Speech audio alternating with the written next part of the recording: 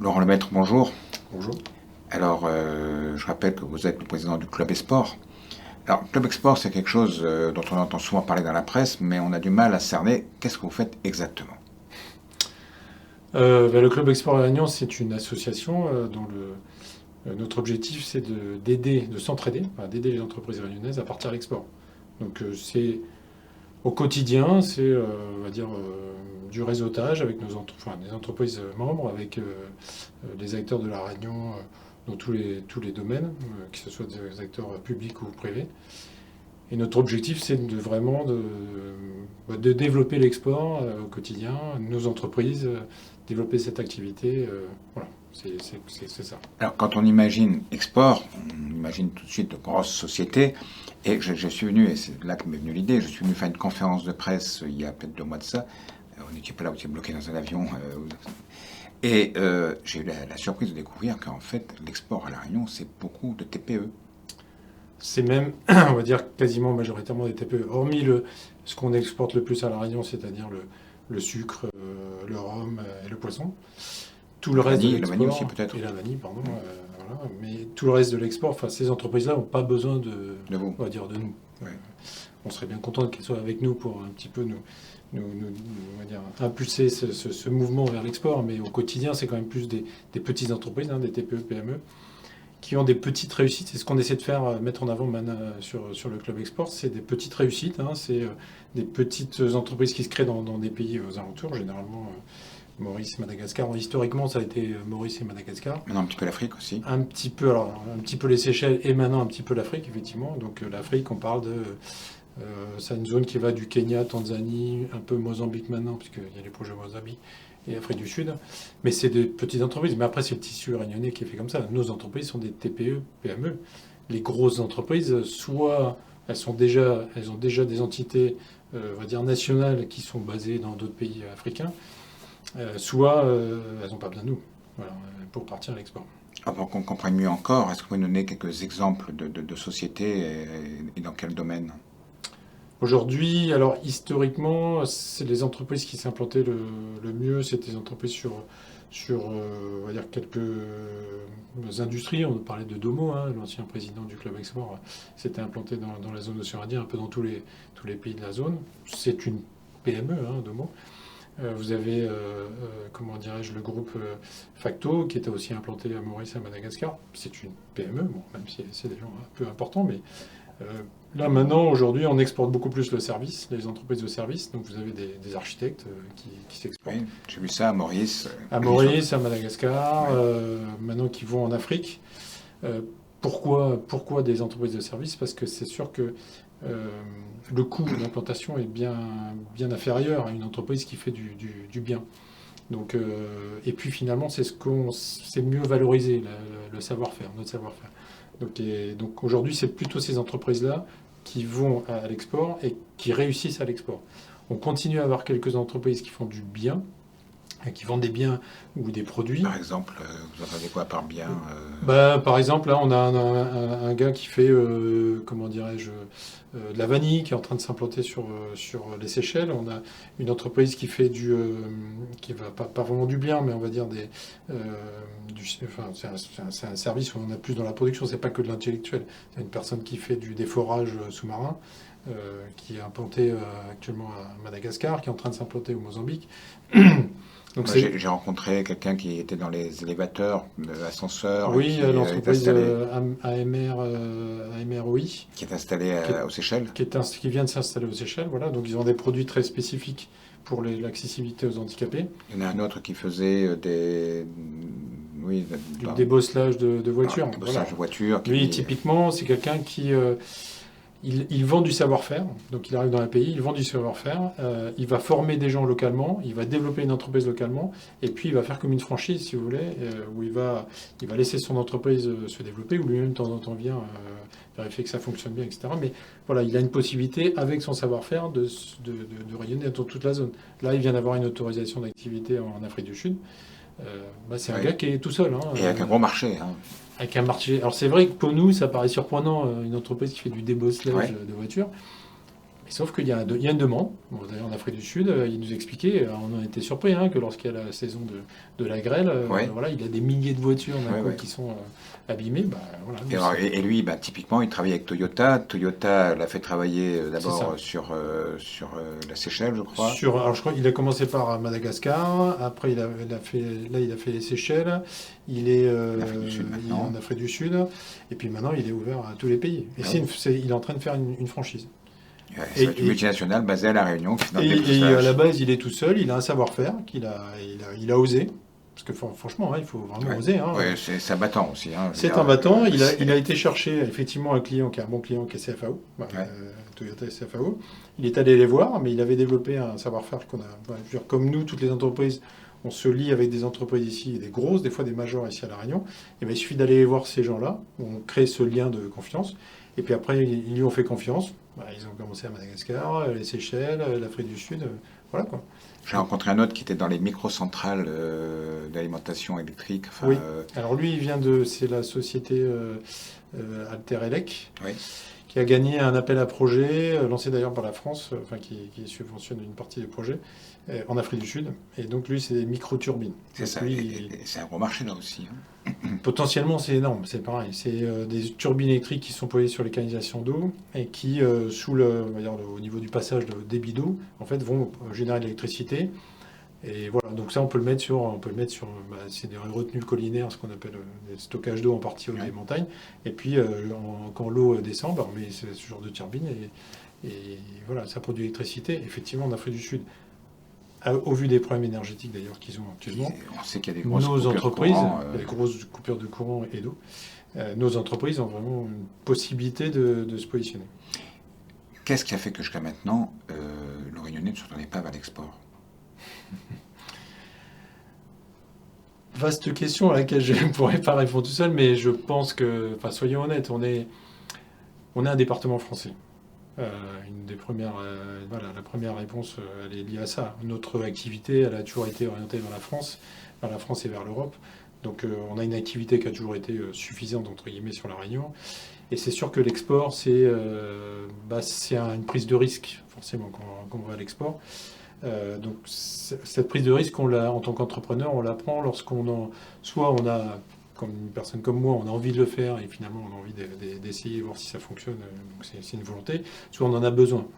Je pense qu'on n'en avait pas besoin. Alors, la question Le est de marché savoir. réunionnais était suffisant pour faire vivre correctement, donc il n'y a pas besoin d'aller chercher ailleurs. Voilà, et puis on a une croissance qui était suffisante, on avait une injection finalement d'argent européen, français, etc., qui était suffisant. Bon, peut-être qu'aujourd'hui, on est dans une phase économique à La Réunion où Tendu. plus tendue, ça on le sent depuis une dizaine d'années, où petit à petit ça se décroît, et moins d'investissement public quand même, il faut bien le reconnaître petit à petit, même si sur la route du littoral on a des gros investissements, mais au global sur les petits projets on en a beaucoup moins. Et du coup, il y a finalement une prise de conscience des entreprises de se dire est-ce qu'on ne devrait pas aller vers l'export?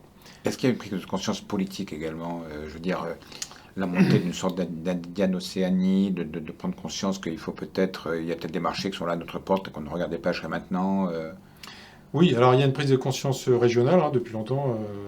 La région regarde vers l'export, aide, par exemple pour le Club Export, elle est vers l'export.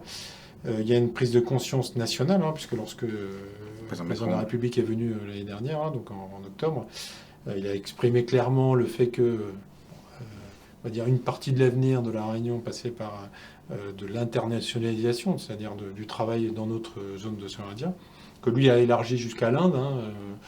Bon, après, ça peut se discuter. Même plus loin, même que l'Inde. Voire plus loin. Bon, moi, je pense que on a quand même un continent qui est à côté de chez nous, qui est l'Afrique, avec laquelle on a une proximité, bon, d'abord géographique, politique et surtout historique, quelque part. Et cette proximité-là, à nous de l'utiliser. Oui, mais en même temps, moi je sais, je connais des gens qui sont en Afrique du Sud, par exemple, ils ne savent même pas où c'est la Réunion. Oui, et alors à nous d'y aller, à nous de leur montrer ce qu'on sait faire, notre force, notre savoir-faire. Alors c'est quoi vos forces? Notre force, Ouais. on se regarde Non, mais ensemble, voilà. notre force à La Réunion, c'est d'abord des normes européennes. Enfin, je veux dire, Oui, soyons ça, j'ai honnêtes. retenu ça à la conférence de presse, oui. Mais oui, mais soyons honnêtes, je veux dire, cette contrainte qu'on nous a mis depuis X années. Et dont vous vous plaignez en tant que patron. Qu'on se plaint, nous, en tant que patrons impliqués au quotidien, dans la gestion de nos entreprises, dans les difficultés administratives, etc., ça nous a donné finalement une rigueur et une force dès qu'on sort de notre territoire. Et une qualité. Et une qualité. Donc oui, ça c'est une force. D'ailleurs, on le voit, puisque lorsque les Chinois, par exemple, vont en Afrique, la première critique des Africains, c'est justement sur l'absence de qualité, notamment des Chinois. C'est sans doute pareil sur les entreprises indiennes. Voilà. Donc à nous de mettre en avant cette qualité. Et puis, je pense qu'on a su développer au fur et à mesure de notre existence une souplesse. Alors quand je passe de souplesse, c'est que nos produits, nos biens, nos services qui sont fabriqués ou conçus, ou voilà, notre savoir-faire qu'on a ici à La Réunion, ils s'adaptent à une île qui est quand même relativement petite, modeste, hein, on a moins d'1 million d'habitants, mais on a un multiculturalisme, on va dire différentes activités. On est sur une petite France ici, où nos entreprises ont dû s'adapter à ce fonctionnement qui est quand même assez particulier, ce qui fait qu'elles ont une souplesse. Moi, j'ai des entreprises avec lesquelles je travaille qui produisent, qui font sur la transformation de la viande. Et ben, vous avez une journée où vous fabriquez, on va dire, du porc. Le lendemain, on refait toute la chaîne de distribution. Le lendemain, on fait du poulet. On change tout. Après, on va faire. Alors qu'en France, en métropole, Europe, on fait que ça. On a une ligne, voilà, et puis c'est mono activité. Chez nous, les yaourts, c'est pareil. Les yaourts, voilà. Et ça, ce savoir-faire, on ne s'en rend pas compte ici à La Réunion, mais c'est une valeur énorme. C'est une valeur énorme. Donc à nous de le mettre en avant, effectivement. À nous de mettre en avant nos spécificités françaises, européennes, nos normes. Et puis moi, je prends des domaines comme Emmanuel Macron en a parlé, la vie durable. On fait des villes ici, on construit, mais de manière adaptée à notre environnement. Et l'adaptation, elle est dans une adaptation liée aux cyclones, aux règles sismiques, à des températures et humidités élevées, à une notion de confort de vie qu'on a au quotidien. On a des logements aujourd'hui qui sont de plus en plus confortables. Voilà, ça, ce savoir-faire qu'on a développé, mais c'est énorme. Et dans la zone océan Indien, on est les seuls à le faire. Il faut bien s'en rendre compte, on est les seuls à le faire. Les Mauriciens ? Non, les Mauriciens ont des contraintes. Ils veulent faire des smart cities, mais sur lesquelles ils ont un modèle économique qui est beaucoup plus adapté à une recherche d'investisseurs étrangers, donc on va dire riches. Ils n'arrivent pas à mettre en place aujourd'hui du des produits qui soient adaptés à des Mauriciens et à des investisseurs étrangers. Chez nous, on a des règles différentes, puisqu'on a un État qui investit, et finalement, il investit pour les Réunionnais. Il n'investit pas pour des riches investisseurs. Alors, on peut s'en plaindre, mais en tout cas, la réalité, c'est que on a mis en place des règles qui font que les gens qui habitent dans ces bâtiments, aujourd'hui, ils sont dans des bâtiments très confortables, voilà, on y vit bien, et à des prix qui sont quand même relativement corrects, même si on se plaint du coût de la construction. Oui, mais j'imagine que si vous faites ça à Madagascar ou en Afrique, le coût de la construction serait bien moindre, parce que le personnel pour le faire est bien moindre aussi. On est d'accord. Donc ce qui veut dire que nous, qu'est-ce qu'on est capable de vendre aujourd'hui ? Principalement, c'est notre savoir-faire. Allons dans tous nos domaines où on est, c'est-à-dire que ça peut être de l'industrie, ça peut être du bâtiment, ça peut être de l'énergie, mais l'énergie, on peut vendre du produit aussi. Vendons notre savoir-faire. Basé aussi sur une qualité de l'homme, parce que le Réunionnais est quelqu'un qui a été formé, où il y a des universités de bon niveau. On a un niveau d'excellence. Voilà. Alors, voilà, dans ce domaine-là, soit on va vendre, entre guillemets, notre savoir-faire à l'export, soit à l'inverse, et c'est un des projets d'ailleurs qui est porté aussi avec l'Université de La Réunion et le président de la République en a parlé, peut-être faire venir développer ici ce qu'on appelle la fameuse université des savoirs, enfin ce qu'il en parle, de faire effectivement un pôle dans l'océan Indien de formation. Ce qu'un peu les Mauriciens ont commencé à faire de leur côté. Et en plus en piquant des meilleures écoles françaises qui sont installées là-bas. Et il faut savoir reconnaître qu'on a perdu, enfin en tout cas perdu. Est-ce que c'est perdu ? Oui, mais ils ont été meilleurs que nous. Voilà, après c'est la dure loi du commerce. Mais faisons-le nous, il n'est pas trop tard. On a des écoles qui sont déjà très développées, on a des centres de formation qui sont très développés à La Réunion. Je suis certain qu'il y a d'autres écoles françaises et européennes qui seraient intéressées de venir s'implanter à La Réunion. Alors il faut voir les conditions forcément d'implantation, où, comment, etc. Mais ça, on pourrait avoir effectivement un pôle d'universitaires qui pourrait concerner toute une bonne partie de l'Afrique. Ça sont nos atouts. Quels sont nos handicaps ? Nos handicaps, c'est qu'on est français, donc c'est-à-dire que on a peur On a peur finalement de nos faiblesses, de ce qu'on est. On n'ose pas. Ou de ce qu'on pense être nos faiblesses. On pense être nos faiblesses, donc on n'ose pas. On pense être mauvais en anglais, hein, notamment forcément. Là, en Afrique, il faut savoir parler anglais. Mais pour moi, un entrepreneur, quand il veut faire du business, la langue n'est pas un problème. Soyons honnêtes, pour faire du business, on sait que la langue n'est pas un problème. Elle vient après la langue, de toute façon. Quand vous êtes en face de deux entrepreneurs, ils arrivent à parler. Donc, c'est pas un problème. Après, c'est sûr qu'on on a honte de notre propre langue, etc. Il faut pas avoir peur de ça. Bon, moi, personnellement, je travaille à l'export, mais j'ai des fois des problèmes avec la langue. Hein. Quand on va au Mozambique, les gens parlent un peu anglais, mais ils parlent beaucoup portugais. Mais quand on veut faire du business, encore une fois, on y arrive.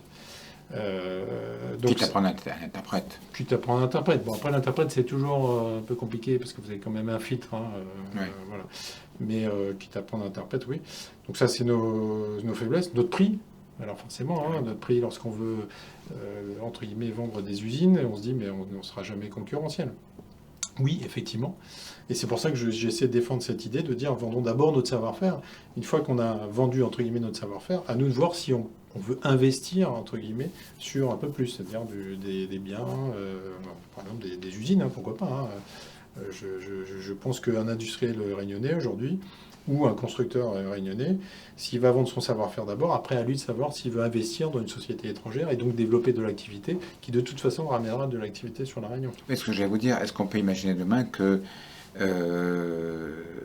est-ce que ça existe déjà? J'imagine que des entrepreneurs réunionnais aillent installer des usines ou autres à Madagascar ou ailleurs pour réimporter ensuite à la Réunion. Réimporter le savoir-faire, vous voulez dire? Non, les produits qui ont été produits à l'extérieur. Qui ont été produits à l'extérieur. Oui, je pense que ça peut être fait. D'ailleurs, ça serait bon. Après, ça serait sans doute critiquable sur le fond parce que on essaierait de rapporter des produits qui soient peut-être moins chers, parce qu'on aurait une valeur.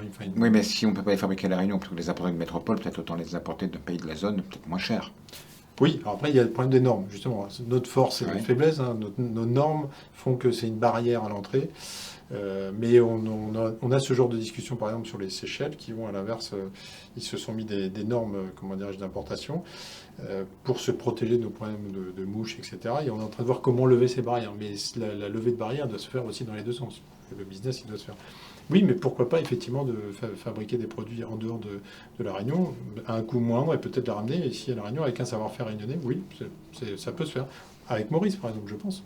Oui. Des synergies d'entreprises réunionnaises et mauriciennes, par exemple, ou réunionnaises et malgaches, qui aujourd'hui ont des... Enfin, maintenant, les entrepreneurs se connaissent bien. Hein. Je pense qu'il y aurait des choses à faire. Puis à Madagascar, il y a de la place, alors que la Réunion et à Maurice, on est déjà un peu concentrés. On est un peu contraint, mais aussi, puis en plus, il y a des savoir-faire aussi à Madagascar, avec des produits différents aussi, peut-être, à aller chercher, qu'on n'a pas ici à la Réunion. Oui, alors, on a vu nos atouts, on a vu nos faiblesses. Il y en a d'autres, des faiblesses. Oui, il y en a d'autres. Quels sont les risques? Je pense à Maurice, par exemple. Moi, j'ai en tête plusieurs exemples d'entrepreneurs rayonnais qui ont voulu investir à Maurice et qui sont revenus, comme on dit en créole, culotte dans la main. Alors, Maurice, bon, ne soyons pas, comment dirais-je... Trop négatif. Alors, déjà, une question négative, mais ne soyons pas... Dans le business, il ne faut pas être simplé, quoi, on va dire. C'est vrai que lorsque nous, en tant que Réunionnais, on est habitué à un système juridique, on va dire, administratif vraiment français, sur lequel on est habitué à échanger entre entreprises. Et lorsqu'il y a un problème juridique, ça se règle devant les tribunaux, mais on sait comment ça fonctionne. À Maurice, c'est un système anglophone. C'est un système qui est complètement différent. Et puis c'est un État. On n'est pas dans un, comment dirais-je, on ne fait pas partie de la communauté européenne. Donc les règles de fonctionnement ne sont pas les mêmes à Maurice. Lorsque une entreprise réunionnaise va à Maurice, elle doit comprendre ça et donc adapter juridiquement ses contrats par rapport aux règles mauriciennes.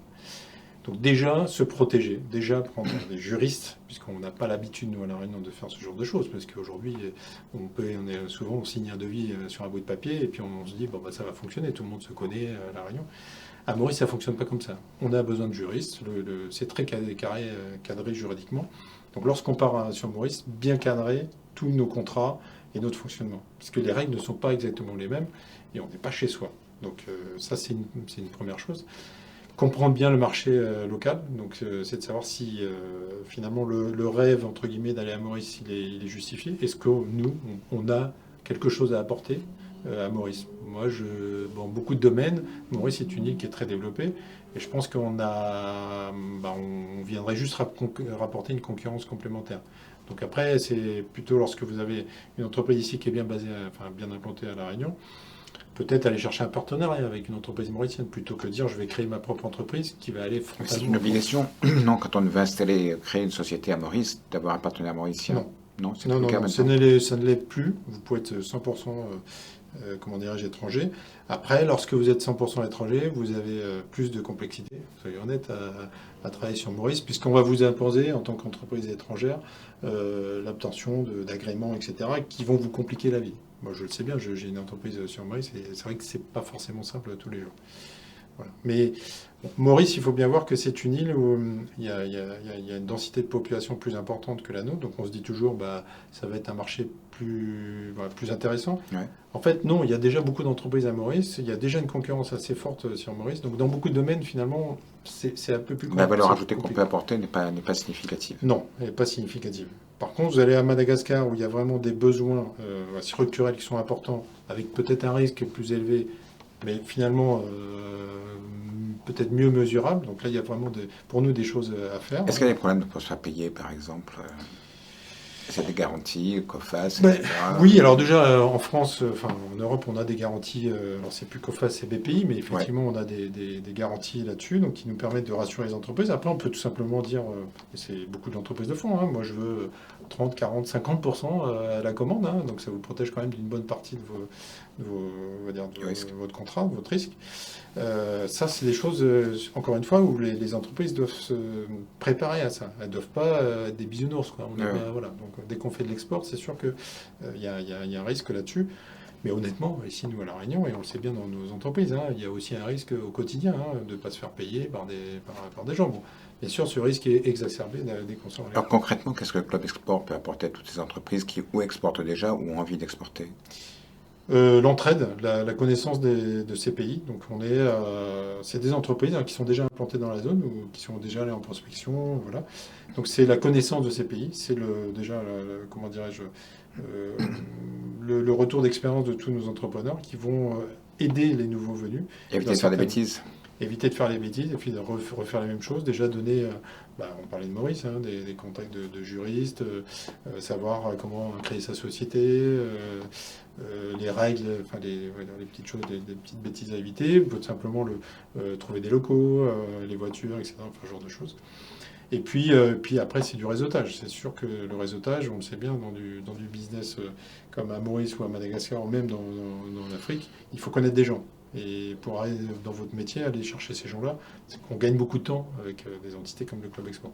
Il n'y a pas que le Club Export, mais c'est sûr que dans la zone, les entreprises de taille, des TPE, PME, on est les seuls, hein, françaises, hein, parce qu'après, quand vous allez en Afrique, vous vous retrouvez face à des majors français. Et eux, Multinationales. multinationales, n'ont pas forcément besoin, ou en tout cas n'ont pas forcément envie qu'on vienne, on va dire, leur gratter un peu sous les pieds, quoi. Mm. Ouais, et eux, ils nous aideront pas forcément toujours. Et vous organisez des voyages, je crois, d'entrepreneurs, de prospection, de rencontres, des salons sur place. Oui, en fait, là, cette année, on a prévu d'aller, je vous dis, je connais plus les dates, hein, mais on va aller en Afrique du Sud, on va aller au Kenya, on va aller en Côte d'Ivoire, parce qu'on va essayer de faire du business en Afrique de l'Ouest, quelque chose d'assez nouveau. On va bien sûr à Maurice, on va bien sûr à Madagascar, qui sont on va dire les pays sur lesquels on est bien implanté. À chaque fois, c'est des missions, on vient entre un groupement d'entrepreneurs et on vient faire des rencontres, ce qu'on appelle B2B avec d'autres entreprises.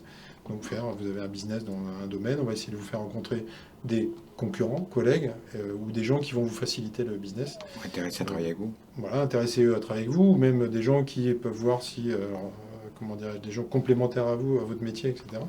Ou même des institutionnels, hein, comment créer une société, voilà, comment les comptables, les experts comptables, etc. Puisque on a besoin de ça. Et puis faire découvrir un petit peu le milieu économique, hein, donc savoir le contexte. Dès qu'on part à l'export, on se dit est-ce qu'on va se faire payer, quel est le risque, quels sont les risques de sécurité, etc. Ça fait partie aussi de notre rôle, d'ouvrir un petit peu les yeux à nos entreprises. Voilà. Le contexte aussi lié au fret, au transport, les complexités de ça, puisque dès qu'on sort de la Réunion et qu'on fait des ventes de biens, c'est aussi Oui, des complexités. et là, on met le doigt aussi sur un autre problème, ce sont les relations aériennes Oui. entre la Réunion et ces pays-là, les relations aussi maritimes. C'est pas simple. On parlait de nos forces et nos faiblesses. Finalement, notre force et notre faiblesse, c'est qu'on a ce lien vers la métropole, hein, et on a beaucoup de fret maritime et terrestre, qui finalement, on a beaucoup d'échanges finalement avec la métropole, mais on en a très peu dans la zone. Ce qui fait que le fret, tant aérien que maritime, est compliqué finalement dans les zones. Il est C'est cher. cher. Il est cher.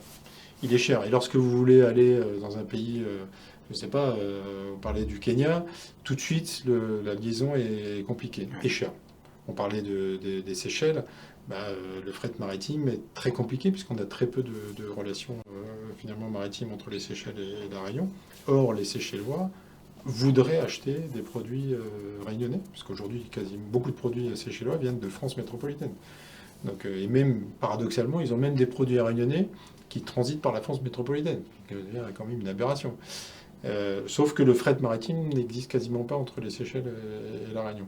Donc ça, c'est des réflexions à avoir, dans lesquelles on doit travailler avec l'État, mais avec les entreprises privées du port. Voilà, ça c'est un grand sujet qu'on essaie de résoudre, plus le coût du fret, plus le problème des barrières douanières, Et le etc. problème aussi des liaisons aériennes, parce que pour un patron qui a besoin de se déplacer, il peut pas partir pendant une semaine, donc Oui. Alors il y a là aujourd'hui, bah, nous on dépend beaucoup d'Air Austral, hein, donc Air Austral est en train de développer, je crois, un sur le Kenya, partenariat sur le Kenya, donc qui va être mis en place, je crois, cette année avec c'est Kenya prévu. Airways. Mais effectivement, ça c'est un gros problème. Il y a des pays où c'est beaucoup plus simple, hein. Je vois Maurice, vous pouvez partir le matin et revenir le soir. Madagascar, ça devient un peu plus compliqué. C'est cher. C'est cher. Bah, Mayotte, qui n'est pas de l'export, Ouais, mais Mayotte est aussi une complexité. Les Seychelles, vous partez, je crois qu'il y a 2 vols par semaine ça. sur les Seychelles. Voilà, tout ça, c'est vrai que ça complique le business. Donc ça veut dire que ça aussi, c'est des choses à prendre en compte lorsque vous voulez vous implanter. Parce que stratégiquement, bah, il faut peut-être mettre en place quelqu'un sur place, rapidement, Ouais. lorsque le business se développe. Donc à nous aussi, au Club Export, d'aider l'entrepreneur à cette réflexion, à lui dire bah, peut-être que rapidement, dans les quelques mois après, bah, il faut mettre une personne. Il faut mettre un VIE, par exemple, Ouais. ce fameux VIE, qui sont des Volontaire, volontaires internationaux en international, entreprise, entreprise, c'est ça. qui sont quand même Une sorte de VAT, mais une sorte de VAT voilà, en entreprise. Le VAT n'existe plus, ouais. mais qui sont, ouais, qui sont aussi un atout incroyable qu'on a. Alors, dernière question, parce qu'on a déjà dépassé le temps. Euh, Quel intérêt pour la Réunion? L'intérêt pour la Réunion, il est bah, de se garantir un avenir économique. Ça, c'est ma vision, hein. Euh, on va dire clairement, notre président de la République nous l'a dit, hein, notre avenir passera par l'export. Euh, L'avenir économique d'une diversité, alors une diversité en termes économique, hein, de business, diversité peut-être culturelle à remettre en place. Euh, et puis, je sais pas, un intérêt euh, global, d'une ouverture vers ces Alors, pays. quand je suis allé à cette conférence de presse, j'ai rencontré 4 patrons qui étaient dans l'export. Et j'aurais posé la question de savoir combien est-ce que l'export représentait dans leur chiffre d'affaires. Environ, à ceux qui étaient là, c'était 20% à peu près, de mémoire. Ce qui est quand même pas mal déjà.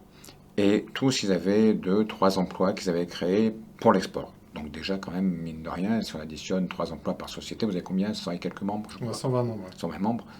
Ça finit par faire quand même Oui, du déjà chiffre à la l'export, fin, quoi. on va générer effectivement on va dire de l'activité ici. Ça peut être aussi des jeunes qui partent à l'export, parce que finalement on a ça, hein, ces jeunes-là aussi, les VIE ou autres, hein, ils peuvent partir dans d'autres pays. Donc pour moi, cet avenir-là, on ne pourra pas éternellement uniquement regarder vers la métropole. On a une différence géographique hein, qui est là, hein, on a 10 000 km quand même, malgré tout. On restera forcément un département, mais ce département, il doit s'ouvrir au développement d'autres pays. Ces pays, géographiquement, ils sont juste à côté de nous. Alors, on en a vraiment juste à côté. Il y a des difficultés, c'est clair, hein, mais je pense qu'on a un rôle aussi sociétal, social, nous, à La Réunion, à aider à ce développement. Vous allez en Afrique, je veux dire, on peut effectivement se dire que l'Afrique va se développer sans nous, mais elle va se développer avec qui? Avec des Chinois, avec des Indiens, avec des gens où dans 50 ans, 100 ans, nous-mêmes, on sera très critiques sur ce qui s'est fait. soyons acteurs de Nous, on est quand même développement. conscient que ces pays-là ne viennent pas pour leurs beaux yeux et qu'ils viennent pour piquer Ben, ils de la viennent faire du matière business. première. Oui, Oui, mais alors, malheureusement, ils c'est font du plus business. colonialiste encore que nous. On est bien d'accord, ils font du business, du mauvais Prédateur. business. Prédateur, voilà. Mais peut-être que ces Chinois, justement, aujourd'hui, ils vont avoir une autre vision. Vous savez, la Chine, aujourd'hui, veut créer les fameuses routes de la soie. Et une des voies des routes de la soie, elle passe par l'Afrique et notamment vers le Kenya, dans ces zones-là. Stratégiquement, les Chinois ont bien compris qu'à long terme, ils vont devoir comment dire, pour s'implanter, ils vont devoir développer des liens, on va dire, culturels, et ils vont devoir, enfin, ne plus porter cette image de mauvais, de venir juste en one shot, qu'on appelle, c'est-à-dire venir une fois et repartir. Donc, ils vont avoir besoin de nous. Ils vont avoir besoin de nous, parce que c'est ça en fait. Ils vont avoir besoin de s'appuyer sur des gens qui maîtrisent ces normes européennes, ou cette qualité que nous on a, ce résultat, cette garantie. Alors, soyons peut-être aussi un des acteurs là-dessus. On peut, pourquoi pas, hein, travailler avec des Chinois, des Indiens, et contrôler ce qu'ils sont en train de faire, et de mieux réaliser ce qui va se développer en Afrique. On peut être un des acteurs. Très bien. Écoutez, merci. bien. Hein. On était bien plus long que prévu, mais enfin bon, je veux Désolé. dire, c'était la preuve que c'était intéressant. Merci. Merci.